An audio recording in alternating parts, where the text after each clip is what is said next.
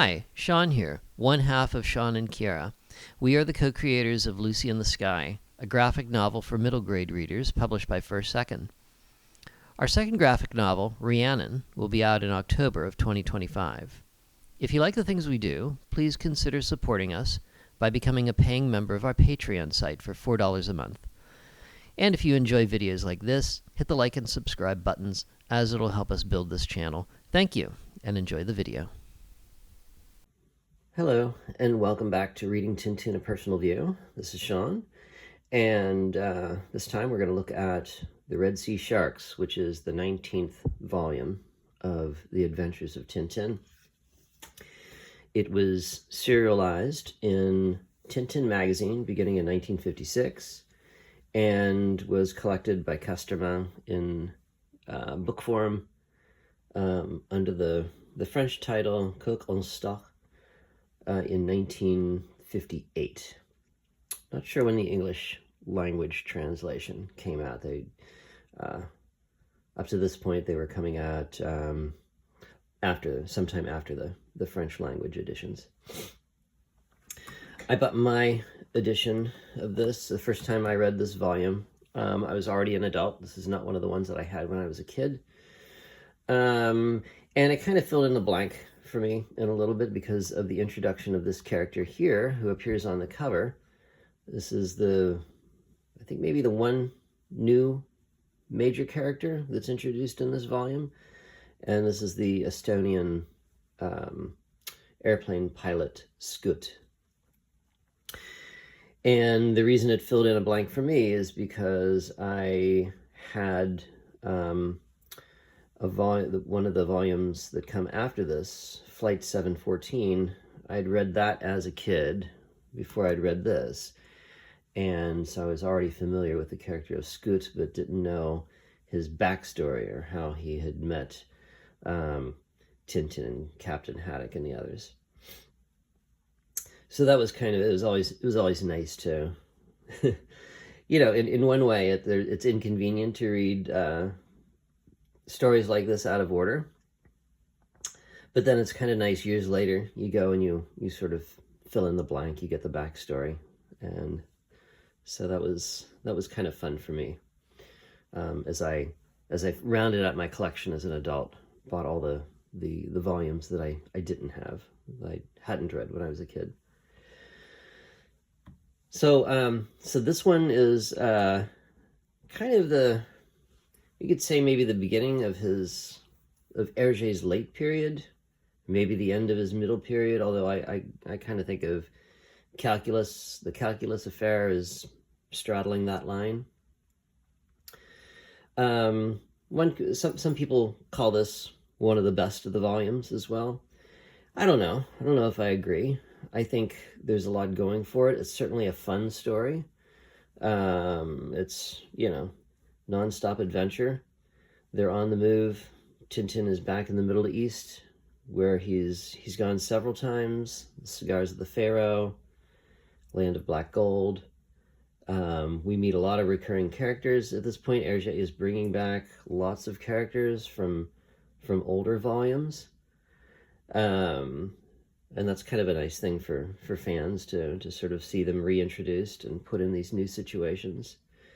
And the artwork is, it's at its peak. Herge and his studio have perfected the look of Tintin. At this point, the art is going to maintain that high standard. It's not going to change much. And, that was something that I found interesting about the earlier volumes. You could sort of see the evolution of the artwork, and even the way Tintin and the others were drawn changed. You take a look at the first introduction of Captain Haddock. It's a little different than he is here. He would later become, and the way Tintin is drawn. And at this point, they're kind of solidified. And in one sense, they're now to model, and they look the way you expect them to look. But it also makes them, I don't know, in my mind, a little less dynamic as well. It sort of deadens them in a way. I don't know. That might just be me, but this is a personal reading, so there you go. And nice cover. I really like this cover. The black surrounding the spyglass frame.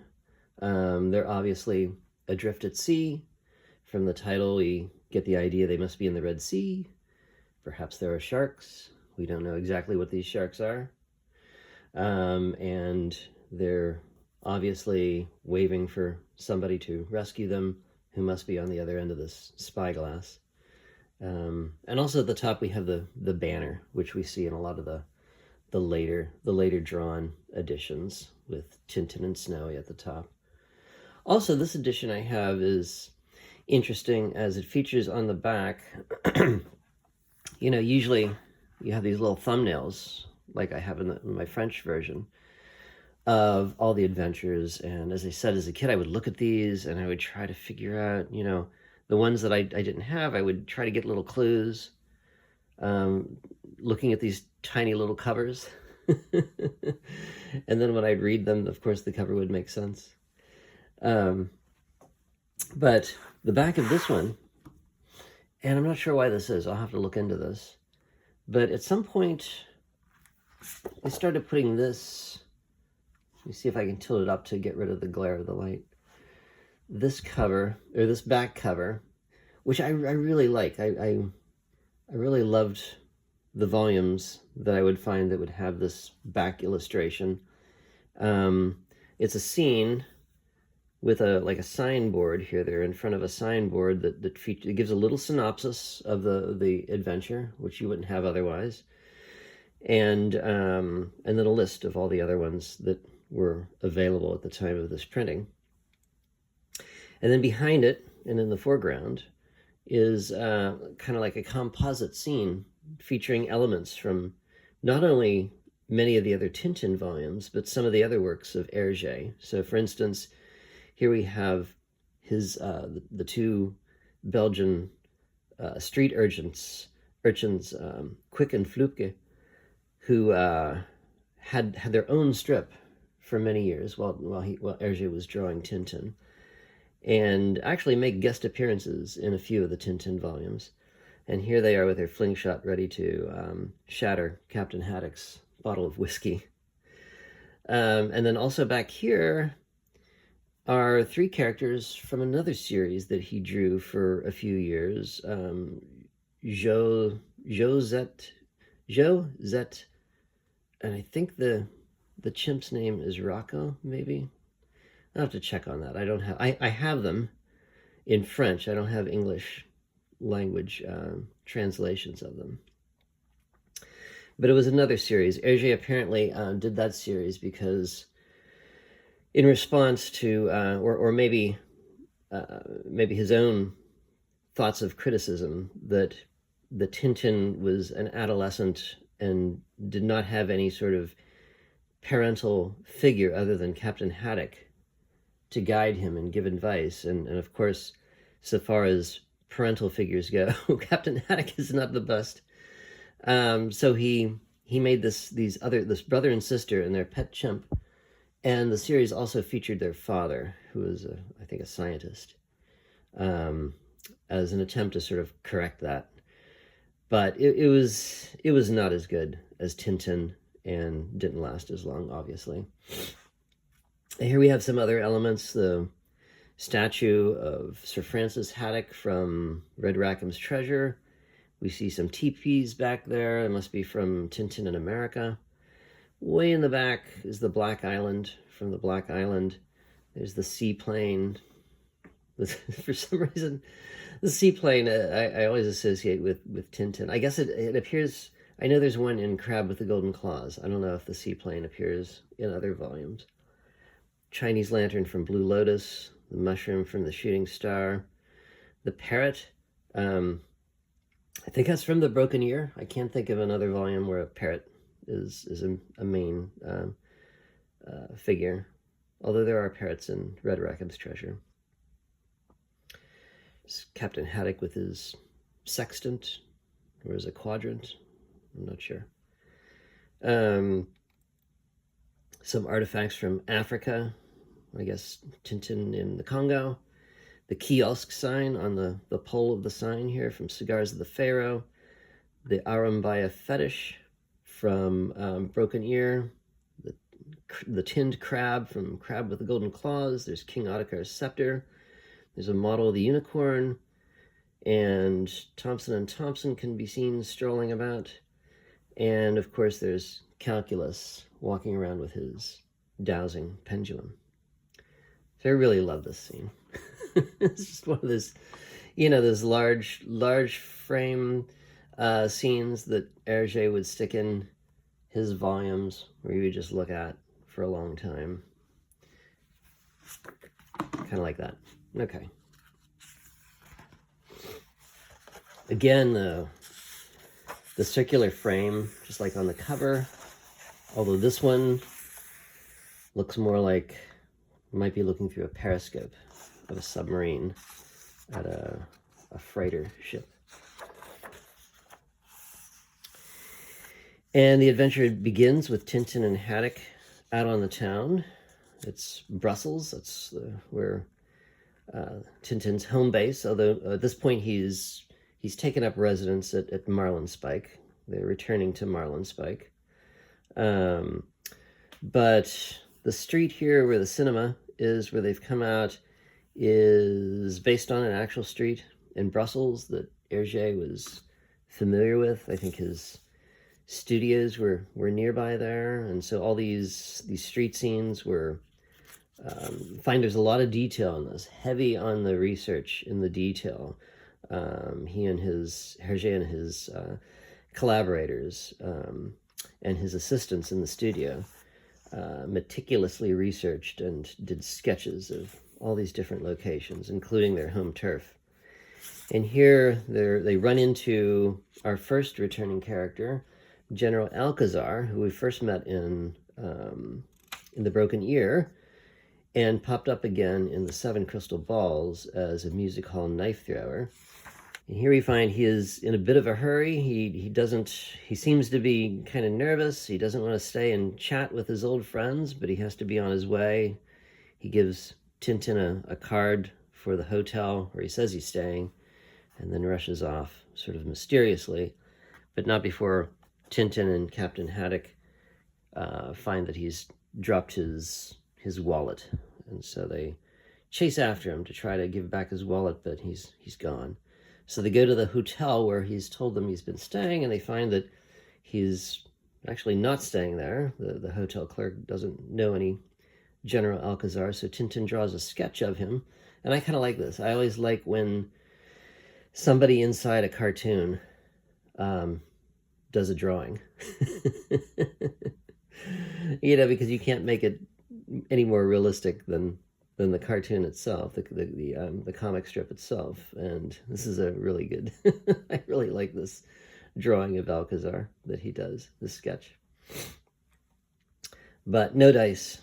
The clerk doesn't recognize him. So they go to a cafe and they empty out the contents of Alcazar's wallet. They find, among a bunch of other stuff, some photographs of aircraft and a mysterious note signed by a J.D. MC with a telephone number. So Tintin decides to give the number a call. By the way, these street scenes are just great. And the color, the subdued sort of bluish overlay on the cover to suggest a street in evening, early evening, where the light is just fading. With the headlights and the lights coming from the windows. This is just great. I love the color in this scene and all the cars in the street scenes. Roger Leloup was one of his assistants at the studios during this volume, and he was really good at vehicles. So lots of great vehicle drawings for those of us who are planes, trains, and automobiles fans. Another good volume. He tries calling, but person on the other end denies knowing General Alcazar. So they decide to go back. They find the doors open at Marlinspike, and out comes Snowy. Somebody has tied a sheet around him and put a kind of like a Peruvian hat on him. And as Haddock walks in the front door, someone has rigged up a bucket of water to fall on his head. And he's barely able to recover from that when he's scared out of his wits. Looks like a tiger is looking around the side of the door, but we find that it is Abdullah, who is the young little prince of the fictional Arab state of Hamed, who we met in the land of black gold. It was the son of the emir, and who is also known to be a real nuisance, but has a fondness for Captain Haddock, who he calls blistering barnacles. So Haddock and Abdullah have this funny relationship where Abdullah is constantly playing his practical jokes on Captain Haddock, and it is just a constant gadfly to Haddock, or a thorn in his side. But whenever he shows his sweet side, it melts Captain Haddock's heart. He says, "Wait, blistering barnacles, I've got something for you." "Something for me?" "Yes, a present." "A present? Something specially for me, brought from his country, I expect. Dear little fellow." He opens it up. It's a cuckoo clock, which squirts water in his face. And it sets Captain Haddock off again. 10,000 thundering typhoons. Don't think you'll get away with that." He grabs him. He's immediately grabbed by the arm by one of Abdullah's minders, who says, "Halt thou, touch not the son of my master."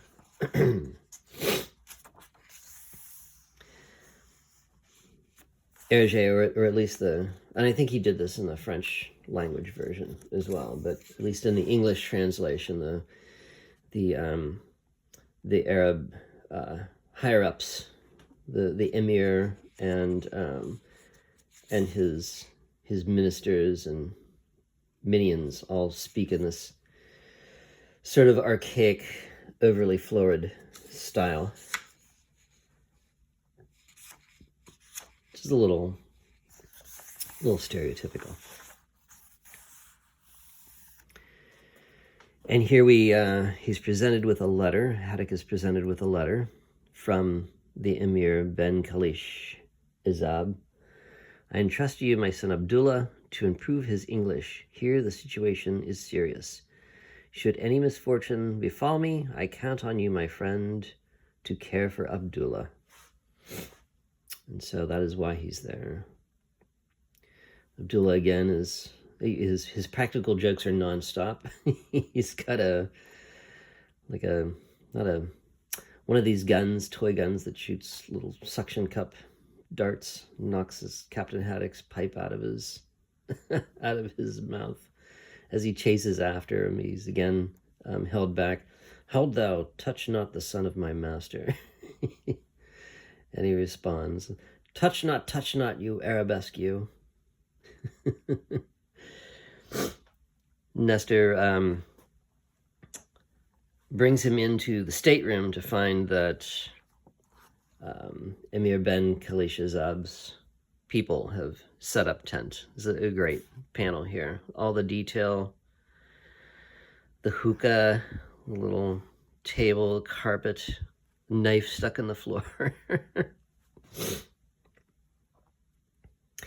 Even in this late drawing, we'll see these sort of racist way of drawing the black characters.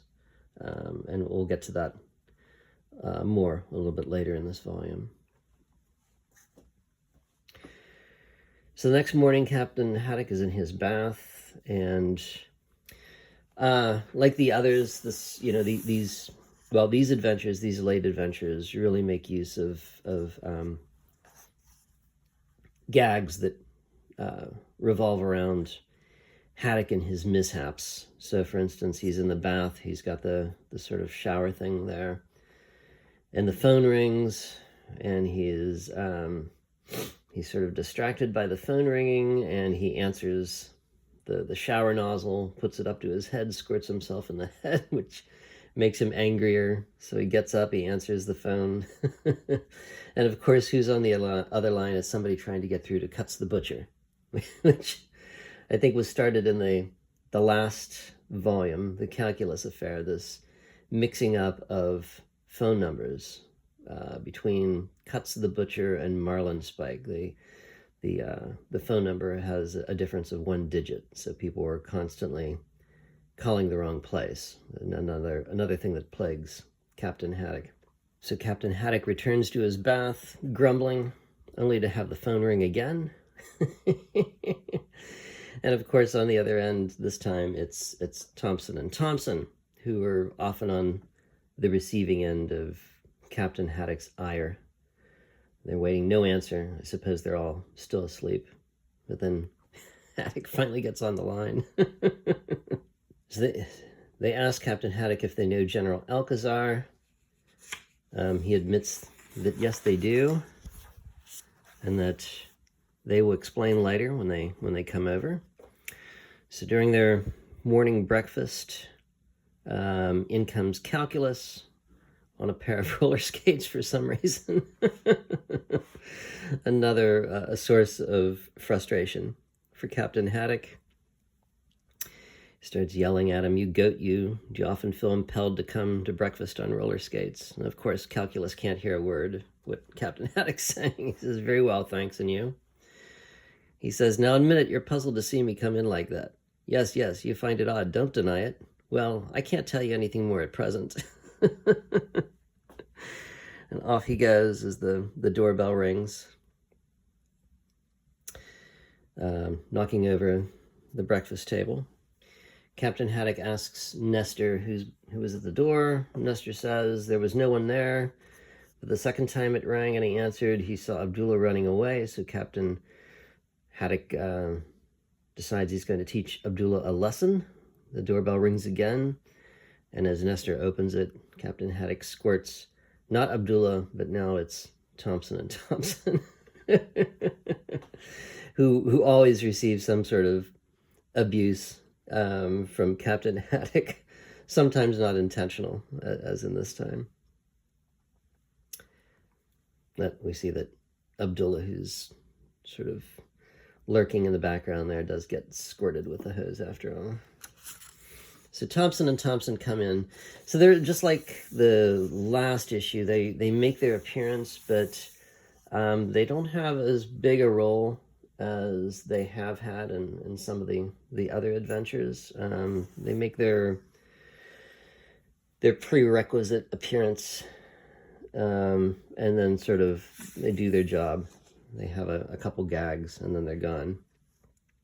But here they're questioning Tintin about General Alcazar, and find out that they've been investigating him, and they decide to show off a little bit by revealing that they know that Tintin met Alcazar the other night, trying to impress him with their clever police work.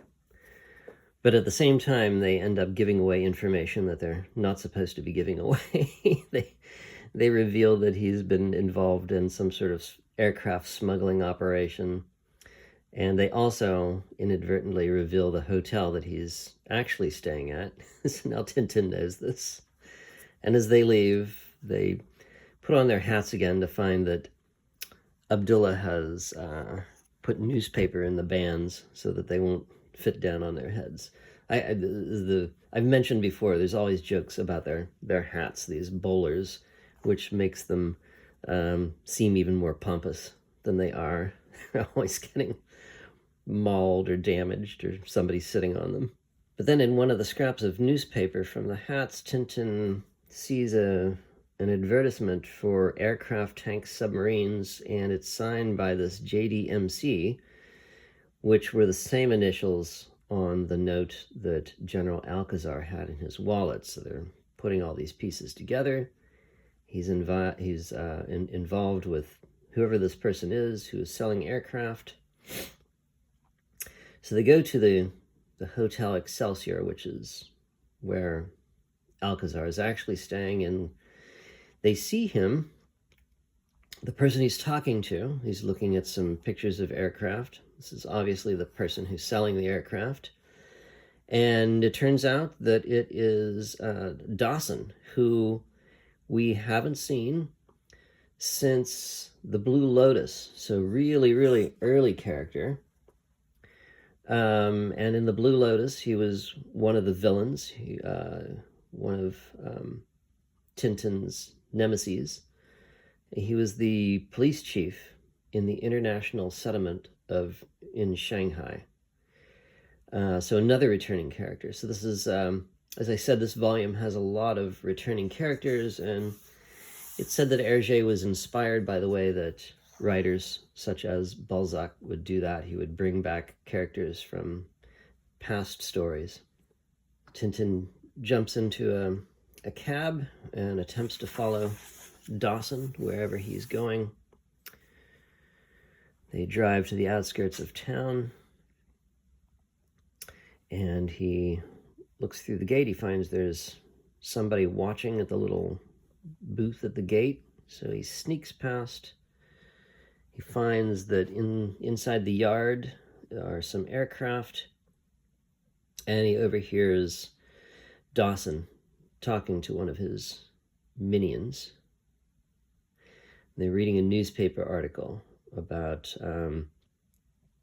some job well done involving some Mosquito aircraft that they sold to somebody.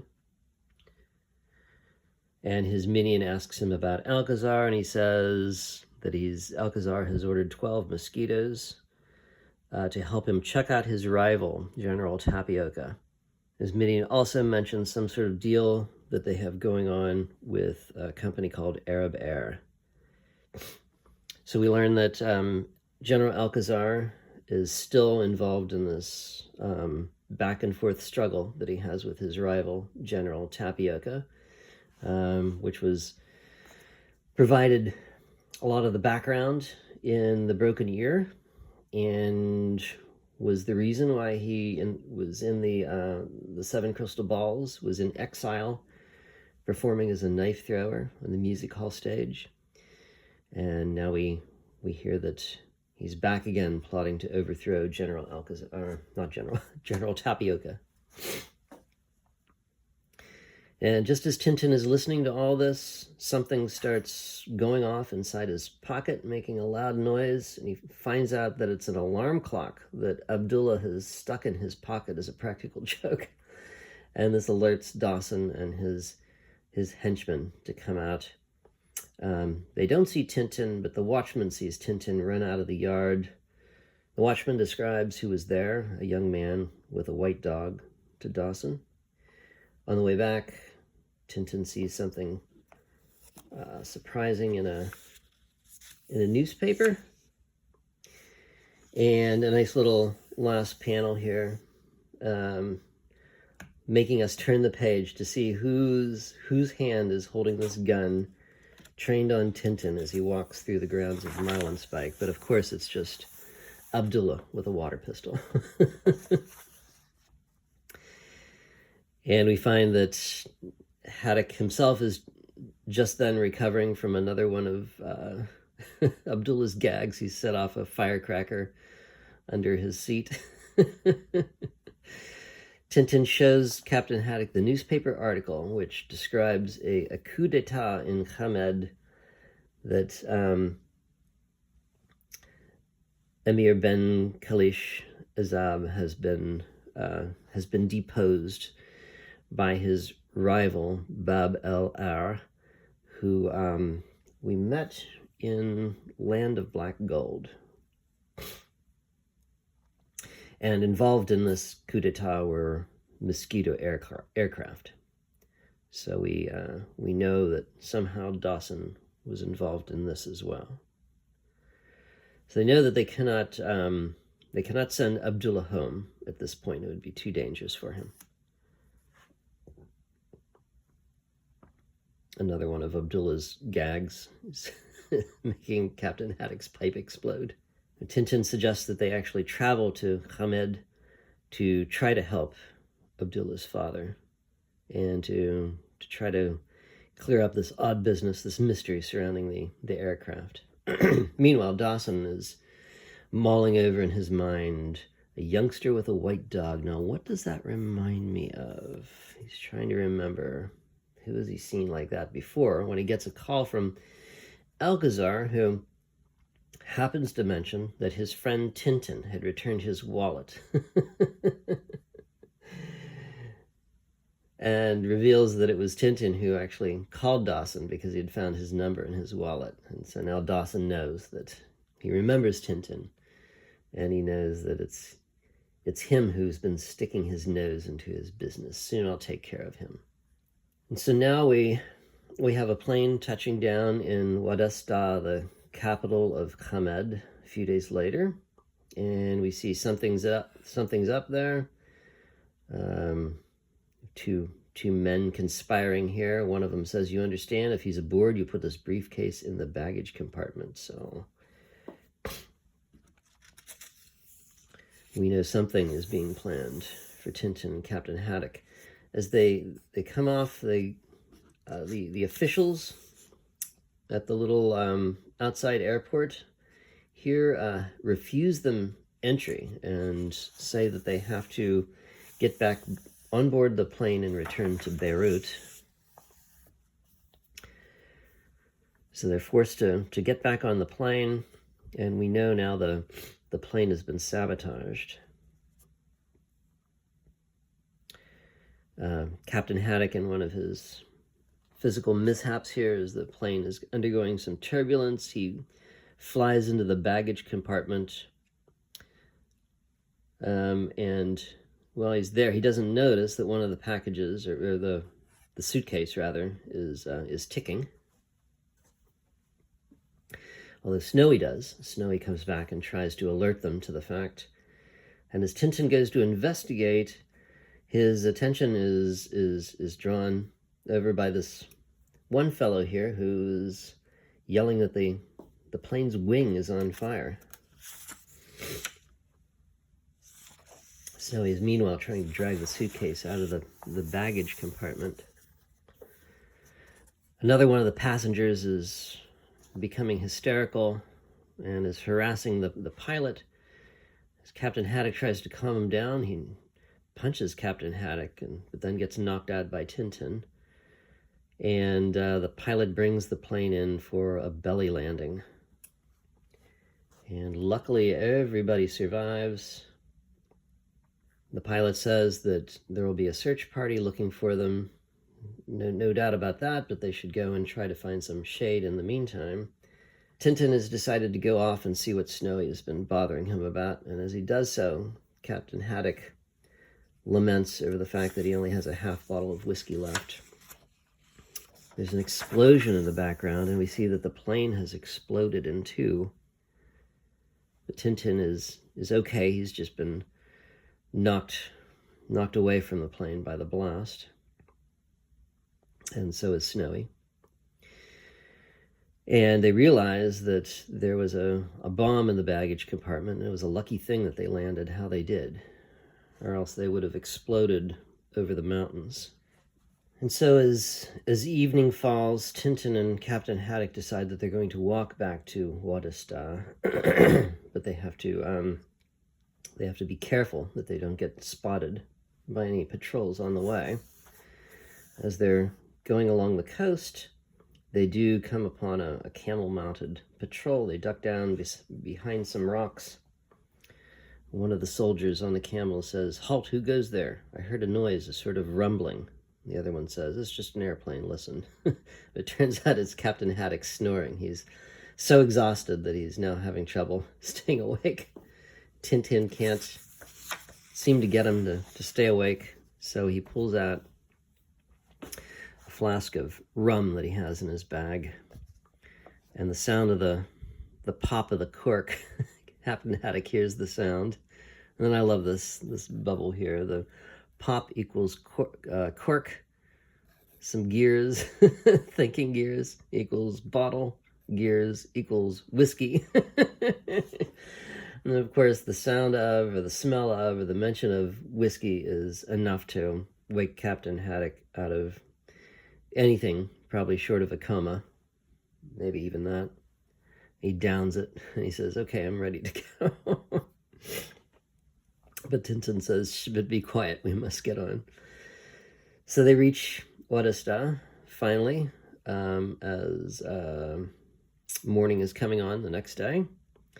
And they're going to head to their old friend, Senor Oliveira de Figueira, who was the salesman from Lisbon, who has set up shop in Wadista. And we first, as another character that we first met in the Cigars of the Pharaoh, and then we met again in The Land of Black Gold. He played a central role in helping Tintin crack that case. And so they're knocking on his door. There's no answer. They have to duck out of sight as a patrol comes. And we see on the side of the building here that there's a wanted poster up now for Tintin and Captain Haddock. Senor Oliveira finally comes to the door, admits Tintin and Captain Haddock. Haddock is still struggling to stay awake. As they talk, we get a little bit of exposition here about what's going on. As they're talking, we see the wine, I suppose it is, in the bottle, dropping down, the level of the wine dropping down, getting less and less until Captain Haddock has finished off the whole bottle of wine, but he's still falling asleep.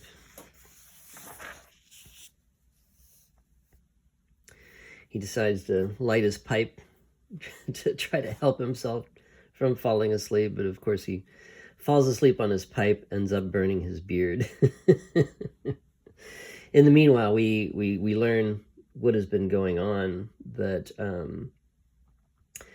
Arab Air has been somehow in league with Bab el-Ar, who is the rebel sheikh who has deposed the emir and is now in charge of Wadista, and that somehow Arab Air is involved in all of this. We learn that that the emir has run to the Jebel to take refuge with one of his allies, the fierce tribesman Patrash Pasha. Now, Patrash Pasha we don't see in this volume, but Patrash Pasha is another character from Cigars of the Pharaoh. In fact, he was the one who we meet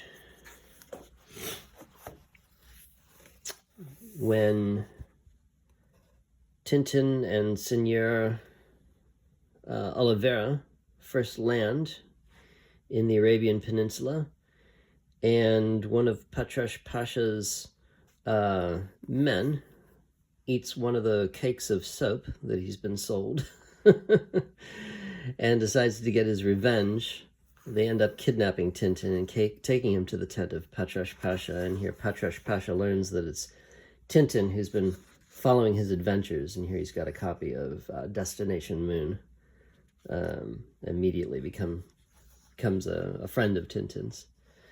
So that's Patrash Pasha, and the emir has taken refuge with him out in the desert, but we never really see him.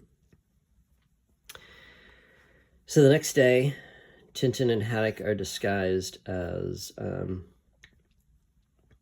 women, fully veiled, carrying their water jugs on their heads, and Captain Haddock, who hasn't quite mastered the art of the water jug, puts on a show for the soldiers as he manages to balance it. And we learn that they've gone through Senor Oliveira's stock of pitchers. They're all broken in trying to practice this art. They go to the well where they're supposed to meet their guide, who's going to take them out to the emir, and they find that there's somebody already there. There's a woman there already who gets into an argument with them and pulls off Captain Haddock's veil sees that he's got a beard, and then Captain Haddock vents his rage on her. Snowy's sticking his head out of the jar, and in terror she goes running. So they know that now the police are going to be alerted to them. But luckily their guide comes out of hiding at that moment. There's another great series of, I love this series of frames of Captain Haddock trying to get into the saddle of his horse. And here we see one of Bab el-Ar's officers is ordering a squadron of fighters to go out and shoot down the 3 horsemen that are escaping from Wadasta, and says that there's an armored car on the way already. Somehow the orders get bungled, and the jet fighters take out the armored car instead of Tintin and Haddock and their guide. And then we see the officer getting on the phone with the colonel who has sent out the fighters, and we learn that the order has been bungled. And we see who it is. It is Herr Muller, who is the villain originally from the Black Island, and then appeared again in the land of Black Gold, and now is back. He's still in the Middle East, and now he's working for Bab el-Ar. I guess he was working for Bab el-Ar back in the land of Black Gold as well, or he was maybe in league with him somehow. Anyway, he's now an officer in Bab el-Ar's military, and he's going under the name of Mul Pasha. It's another return character. Okay, Tintin and Haddock make their way to Patrash Pasha's hideout in the desert, and we find that they're in a carved out Roman temple in the face of a cliff, which is clearly modeled on Petra, which is in, where is it? In Jordan or in Syria? Is a famous Roman, I think it's a treasury actually, that Herge modeled this on. It was carved out of a cliffside. We see back at Marlinspike, Abdullah is totally torturing Nestor. He's gotten him tied up to a chair in the kitchen. Calculus is still experimenting with his, whatever he's doing with his roller skates. Now he has a steering wheel connected to them. Complete havoc going on there. They're brought in to meet Emir Ben Kalish, and as he's thinking in a sentimental way about Abdullah, we see all this is going on back in Marlinspike. He says, "But I'm quite sure that despite his sadness, my cherub is a little ray of sunshine, bringing life and gaiety into your old home." He says, undoubtedly.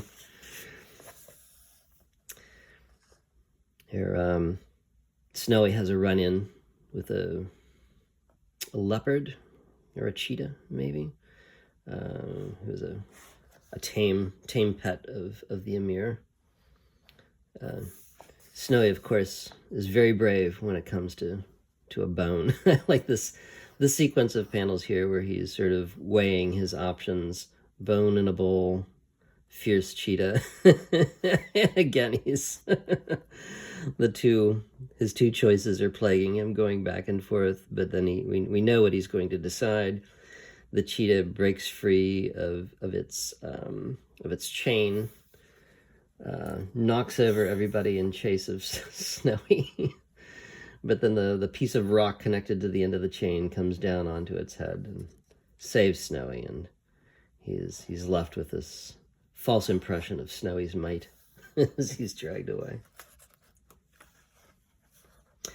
And we see here that eavesdropping on their conversation is somebody who is a double agent working for Bab el-Ar.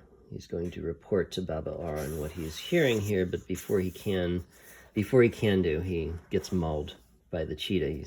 We see him as he's walking away. He's about ready to step on the cheetah's tail. So much for him.